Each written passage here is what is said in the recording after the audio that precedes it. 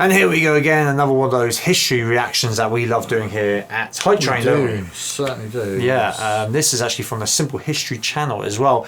The POW, or was it Prisoner of War, who blinked a secret message on TV. Now that's an interesting one. I know nothing about this story, and I hope the good fella didn't get in too much trouble for blinking. So you don't know what went on, but he blinked a secret message. So yeah, I'm really intrigued to see what this video is about. And as always, your history recommendations, whack them down below in the comments. We do enjoy watching them and learning plenty of stuff that's gone on in the past. Should we go for this one? Take a look.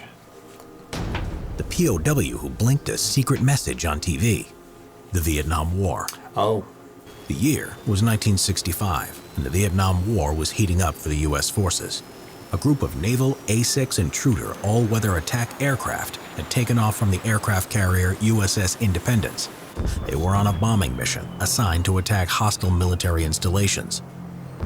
The squad of attack aircraft were deep inside North Vietnam territory near Hanoi when the lead aircraft was hit by enemy anti-aircraft fire, causing the plane to plummet out of control and crash into the ground below. Luckily, both the pilot and bombardier managed to eject safely, but were caught short by enemy soldiers after they had landed. Yeah. The pilot was 41-year-old Commander Jeremiah Denton, an academic who had won the renowned President's Award for his thesis on international affairs. Sure.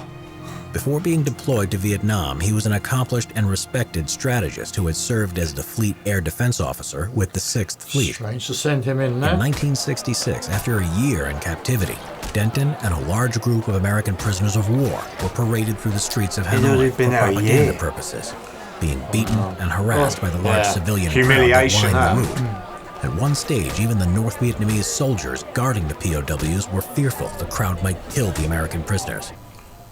On another occasion, Denton was forced to take part in a North Vietnamese staged television conference. He said the conditions were adequate in the camps, but backed the U.S. government policies, refusing to condemn their involvement in the Vietnam War in defiance of his captors' instructions. During the televised interview, Denton managed to blink a Morse code message which spelled out torture. He did this by pretending the glare of the television lights was bothering his eyes. Remarkably, the message was picked up by U.S. naval intelligence and was the first time that the American military had conclusive proof of the mistreatment of American prisoners of war by the North Vietnamese. Clever. It is thought that the interviewer was a Japanese journalist brought in to give the appearance of neutrality.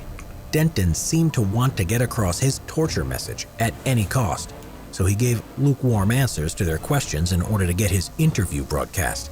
But he made sure his answers would be of little propaganda value by saying conditions in the camps were adequate, and a very diplomatic answer about his government's involvement in the war. That's actually quite clever. So in one sense, he's actually saying, oh yes, we're being treated very nice here. You're in captivity or being held captive, but no harm done. But in his eyes, he's saying torture. They're being tortured. Yeah, it's very clever, isn't it? To be thinking two thoughts at the same time. He's got to talk and look like he's not sending a message. And even for the people back watching in the US, the government and that are actually there thinking, wow, look at that, he's sending a Morse code message via blinking. How? I mean, Morse code was much more the thing back then, wasn't it?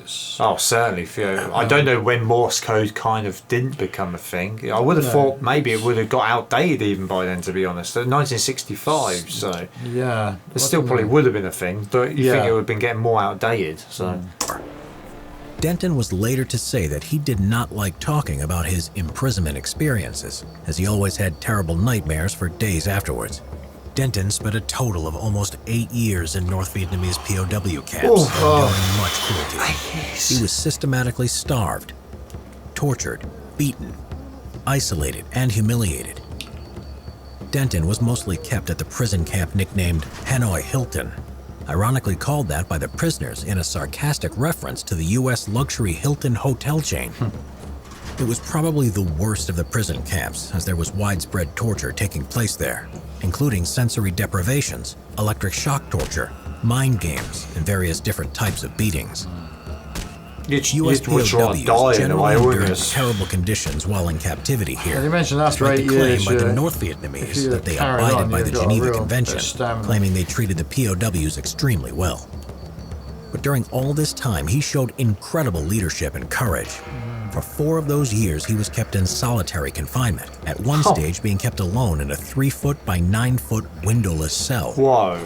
On February 12, 1973, with the Vietnam War finally winding down, Denton was released and returned home. Amazing. He was awarded the prestigious Navy Cross for his bravery while in captivity.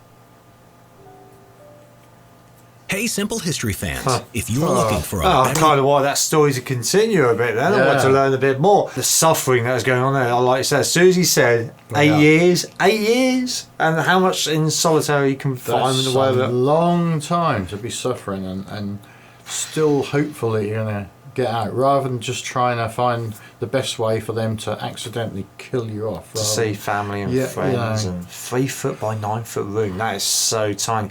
No windows. Pitch black, being starved and beaten and tortured, like the electric shocks and my words, is to never forget. As always, let us know anything else to do with the chap in question, Denton or something, weren't it? In the comments below, if you know anything else in there, it's well worth knowing. I might even Google it myself. So yeah, it's an interesting story. So definitely. Whack that down below in the comments. We look forward to reading those. Not much else to add here. So if you are still here, thanks for joining us, and I'll see you all soon. Catch you on the flip side.